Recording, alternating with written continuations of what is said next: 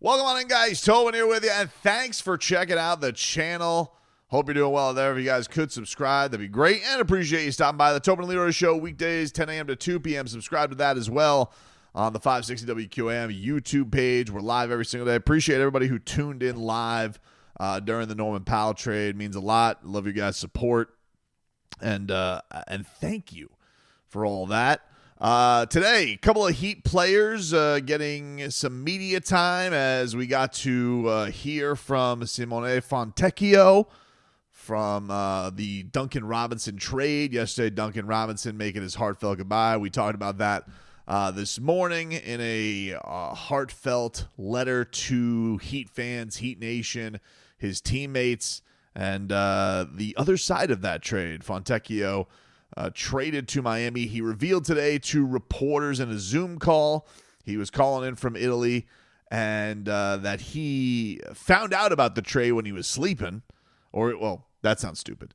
He was sleeping when he was officially traded, and then found out about the news from his agent. His agent had told him that it was in the works for a few days, so he wasn't surprised that he got traded. But that he officially got the news before speaking with the Pistons and getting the lowdown of it. But this was a guy who, I really, dug, I think, a pretty honest assessment of himself with everything. This is not a guy who is backing down from the fact that maybe he had a down year, especially shooting. It was actually funny because Ethan Skolnick had asked him about, what does he, see as Duncan Robinson? And he actually said that he sees himself a lot like Duncan Robinson and that he feels that they're very similar and can succeed in similar spots. But he says, I can't consider myself a shooter, mostly because I wasn't a good shooter last year. So I thought that was funny. I thought that was honest from Simone about his development in this league, and has seen himself as a guy that when he was playing in Euro basket and playing in FIBA and all that stuff, that he was thinking to himself that he was athletic, and then he got to the NBA, goes, I guess I'm not the athletic guy, but not a guy that says he's going to back down defensively. He said when he was in Utah that he would defend the best player all the time there. And so if he can throw himself into the buzzsaw like that, I do feel like he's going to be a guy that Erik Spoelstra, can dig from time to time. I was trying to think, it's interesting because we always think about the undrafted gems as far as guys who Erik Spoelstra really loves, but he does love these kind of unheralded veterans. Look at what he did with Kyle Anderson last year. When he got a chance to unlock that, he really will find a level of respect. I don't know if it's an apples for apples on talent, because this guy that I'm going to mention wasn't really a good shooter, but it almost reminds you a little bit when Spo gets his hands on a James Johnson, especially that first season, and just giving him the chance to try some things. Now, this team's got a lot more depth. I don't necessarily know where that's going to be for Fontecchio, of where he's going to get the chance to do that, because I look at the rotation and I'm like, well, I don't think he's going to start. I don't think he's one of the first four guys off the bench, I would guess. But if there's ever a situation in the season where someone's slumping a little bit, and if he does have that bump back up to his normal shooting ability, then who knows? I mean, especially if that shooting is there. I mean, if it's there from where it was earlier in his career and what he's able to provide, then maybe Spo, has something there. And I think that, the Miami Heat looked at this and they're like, well, what's the harm? This is an expiring deal, and they can rock with it with that, and seeing what his skill set is. He had said that he has always admired the Heat organization, and he likes the idea that guys get there and they get a chance. And that is one thing with the Heat. They don't bring guys in and want them to be gun shy, especially role guys, and especially guys who are providing spacing, and especially that. They want them to fire away, because if they have a guy who's not going to lean into their skill set, they're going to let them know. I mean, and you look no further than what they did with Davion Mitchell last year. Now, I know Davion Mitchell, first-round talent, younger, going into his prime. It's a little different. That's why I kind of look like the James Johnson thing was about 29 years old, and you're like, this guy really has kind of worked his way around, and is there an element there? Fontecchio, is it going to be 30? And he even mentioned that. He's like, I'm going to be 30 this year. I'm not a young man anymore, but really takes a lot of pride in working on all elements of his game. And I think that Heat fans, you guys can go see the whole press conference on the Heat's YouTube page, but I was like, I dig the guy's vibe. Like he seems like he's got a good handle on it. The other interesting thing is he's going to be playing in Eurobasket for Team Italy, where, he's cooked in some of these games. These guys get to go play for their country. It's a cool thing because they're not boxed into this role. They're really looked upon as doing a lot more. And, Pelle Larsson's going to be playing in that for Sweden. Nikola Jovic is going to be playing for Serbia. And now I don't think that none of them are in the same group. So I don't know unless there's advancement of who's going to go head to head. Now I imagine Serbia is going to go pretty far in this. Italy and Serbia had shown down before, have faced off against each other in FIBA. Nico and him had played in a game. I don't know how far Sweden is expected to go in this, but based on just Olympics, I would imagine not as far as others. And then you have the idea that, he's going to be getting this opportunity to show up. But I wanted to know from him, and the one thing I didn't regret asking was like, is that a good setting to like learn new teammates? But then I was like, it's probably a stupid question because he's probably not even going to see them unless they play in a game. And I don't know if off the bat. And I would imagine that I would think it's probably not because these guys get so competitive. I remember Nico like crying after the World Cup and not getting the gold, that it's probably not like a great place to first meet and be like, hey, we're going to be teammates this year. Because you're probably like playing at this, especially if they're going to be in the knockout rounds against each other. These guys are going to be going for blood. So I think I will ask that if they get the chance to face off at media day. I just figured, I was like, that's probably a stupid question now because he doesn't know. He's in Italy right now. Nico's in Serbia. I don't know where Pelle Larsson's in Las Vegas or in California tonight. So it probably didn't make a lot of sense. But I am curious if they do get the chance to face off. I imagine then it'll be something interesting that they can bond over once they get to training camp, once that all comes to fruition. But one other piece of fodder that's out there, this Lakers buzz is still out there. Anthony Irwin, who is a host of Lakers Lounge, he said on his podcast today, because he's been the guy who's really talked, I think he's been the guy who's put this into the ether about the Andrew Wiggins trade the most. I don't know Anthony, so I'm not here to tell you whether he's legit or not. I don't usually dismiss anybody. I usually am like, this is what this guy says. I do wish that not everything got put to NBA Central and it all seemed like, hey, this is all created equal. But he says, according to him on his podcast today, where he had, I guess he was having the great George Sedano on, $7.90 the ticket's own. It was a brief time I was Jorge's producer before I got knocked down to nights, and had a blast working with George, a great dude. But he said that the Lakers are going to reopen the conversations trying to get Andrew Wiggins. The Lakers are hell-bent, I guess, on getting somebody else on the wing to defend, somebody they feel like is a little bit more impactful.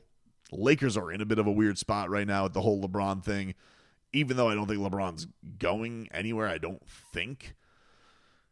It's one of these things that just kind of continues to linger because, LeBron can do the whole passive-aggressive thing, and he may just want to be known. I don't really know what this is all based off of. If I had to guess, I think that LeBron saw the Lakers sold for $10 billion, maybe was looking at like extension, and there was no extension, and then maybe something like went from there as like, oh, you guys sent for $10 billion. I kind of took you guys out of the dark ages post Kobe, and this is where we're at. That's just kind of like, I was just, I'm just like, I have no idea. I'm just like looking at it and be like, why would LeBron be disgruntled about anything? Does seem like they're leaning. They did get like gifted Luka Doncic, which it's amazing the Lakers continue to find themselves in these places. Like LeBron wants to make Space Jam. He's going to L.A. It's like, damn it. Luka, just, hey, here you go for a guy who is always injured. He's awesome, but is always injured, and a first-round pick because the GM doesn't like that he drinks beer. It's amazing. But anyway, Anthony said on his podcast that the Lakers are going to reopen the Andrew Wiggins conversation and hopes, this is what he says, hopes Miami will be less ridiculous about what they're demanding to get, demanding they get Rui, Dalton Connect, a first, and expiring money. LA was never going to match that price. The Lakers are hoping the price would come down a bit. And I think this, like, look, to my mind, in a way, I almost feel like the Norman Powell thing puts Miami even in a stronger position than they were before. If the Lakers were hoping to get Miami to just bend easily on an Andrew Wiggins trade, theoretically, if this is legit, which I have no idea it is. I know other national guys have kind of poo-pooed it, but I'm going to go with Anthony, and let's just say this is the case.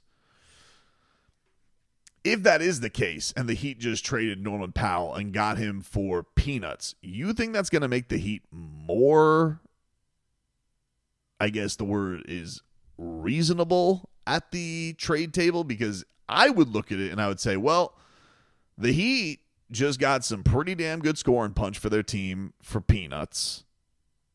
And when you're up, that doesn't typically make you like less likely in either negotiations or gambling to make moves that are safer. Because the Heat, I mean, the only reason you're trading Andrew Wiggins essentially in this case for something less, which I guess you're just looking at expired money and Dalton Connect, who you would say like, oh, you're getting shooting. Well, the Heat have just added 2 shooters. So they're not in this desperate spot. The only thing that you really would want to get Andrew, unless the Miami Heat are hell-bent on getting Andrew Wiggins at the door because they want to get Jaime Jaquez more playing time, or Nikola Jovic more playing time and essentially his contract year, I don't understand why the Lakers would come back to the table thinking the Heat will be more reasonable if that's their asking price. I will be honest with you, when I first saw it, I was like, oh man, getting a first-round pick for Andrew Wiggins seems like a fleece. Because the way I'm looking at it, and it is interesting, we're kind of like unwrapping the Jimmy Butler trade. If you go and you're like, if you're the Miami Heat and you were some way, somehow able to turn Jimmy Butler into, you know, Davion Mitchell and Norm Powell and 2 first-round picks, whatever the expiring money is, it is. I mean, that trade goes from fair, that's what you got, to pretty damn good to amazing. So I don't know why the Heat feel any pressure to get a deal done. Like, look, it's interesting how these things flip, but Miami, whatever you want to say about the plan this year, they're not really in a desperate place right now. And they're not going to be pushed into anything. They weren't pushed into the Bradley Beal thing because they had something else cooking. Right now, Dalton Connect, I don't really see what the need is for Dalton Connect. I don't really, I don't know where that allows. Now, maybe he goes and he lights up the Vegas Summer League and that changes things. I don't know. But it's, the Lakers basically tried to dump him off last year, so that there was a little bit of, first impressions. You give it up on a first-round pick that quickly, you're already side-eyeing it a little bit. I have said, like, going back to Jaime, who, I do think the Heat have to find a way to fit. They're in a little bit of the same situation, right? Like, the Heat, now Jaime had a better rookie year than Dalton by a long shot, but then the sophomore slump hit. And now you're wondering, okay, he's almost been like an afterthought on this offseason. Are the Heat in a position where they want to refurbish Jaime? We know Jaime's doing a lot of work on the mental side of the game. Can they get him more to being himself? Would being the starting, if they got rid of Andrew Wiggins and you made him the starting 3, would that put Miami in a more comfortable spot if you had Davion, Tyler, Jaime, Bam, Kalel, or, if Khalil went back to the bench. I don't know. I don't think that's what you should do. I think Bam likes starting next to Khalil. So I'm saying, in my mind, I think the starting lineup pretty strongly is Khalil, Bam, Wiggins, Tyler, Davion, and then you're going to have Norman Powell come off the bench, I would guess. But the Powell Davion thing, if there's a talk there like that, maybe then that's a flip, because I think Davion, now that he signed up to a multi-year deal, I think he feels like he's like ultimate team guy and wouldn't bristle at the fact if he did have to come off the bench. And maybe it's a little bit more of a change of pace, bulldog, and you can start off these games with shooters around Bam and Wiggins and Khalil, and because none of those guys are like knockdown shooters. Wiggins is a very capable shooter. Bam is showing an ability to shoot. Khalil, I don't think we can say he's a shooter at all. I think he's shown some ability to stretch the floor, but there's still a long way to go there. And honestly, he needs to become a paint monster more than anything else right now. But is there an element of like, all right, would Heat fans be okay if we were doing this and the Lakers, because we know the Lakers did have interest with Jaime Jaquez Jr., right? Is there an element where like would it be Wiggins and Jaquez? Could there be that matchup and they would feel like, hey, the Lakers get a new young prospect, the Heat get a first-round pick. Fine, they get back Dalton Connect if that's the case, but the Lakers maybe get a prospect who could be a ball handler off the bench, who can do, stuff for them as a unit, running stuff. And, yeah, he's not going to stretch the floor for you, but he's not going to be maybe pigeonholed like that. And there's not, you can maybe get him in his comfort zone. He's going back to his town. Would that pry the first-round pick? Is that too much? I don't know. I'm just trying to wonder, because I do think if the Heat could get another pick, because if the Heat can get another first-round pick, and the Heat are in this position where, let's say Giannis does shake loose, even though I know that the Lakers are probably also gunning for Giannis, or Joker, whoever, which is probably why they're scared of giving up that option. Is there an element like if the Heat gave up that, is that too much? Because I'm almost like, if just getting Wiggins, I can even say objectively, getting a first-round pick for Andrew Wiggins seems like an amazing. If the Heat are able to put the Lakers over a barrel like that and get that to happen, incredible job at the front office. I would standing ovation on, and everything I said. I would wear such the dunce cap walking into opening night. I really would. Not literally, dude. It's a figurative statement. I already wore a costume to opening day one time, so don't take this and clip it, you bastards. And I'm going to know if it's AI. I'm just saying, if the Heat are able to get a first-round pick for Andrew Wiggins, and this is nothing against Andrew Wiggins, but if they're able to do that while still having options to start the season, cool. Like, that's amazing. I don't know if they're able to do that. But would the Lakers be more prone to do it if they also got a younger piece along with it, and that piece being Jaime Jaquez Jr., hometown kid. Jaime, I don't know what his role is going to be here, right? Like, he's got to earn his way, I think, back into Spo's trust. But maybe he looks at this as a little bit more. So, like, I thought about that. Like, would the Heat be into that of if they got it? Because from my mind, I think I would, just because I think the pick is more in line of like, hey, Jaime's going to get a fresh start. There's not going to be this pressure to like put a fresh coat of paint on it.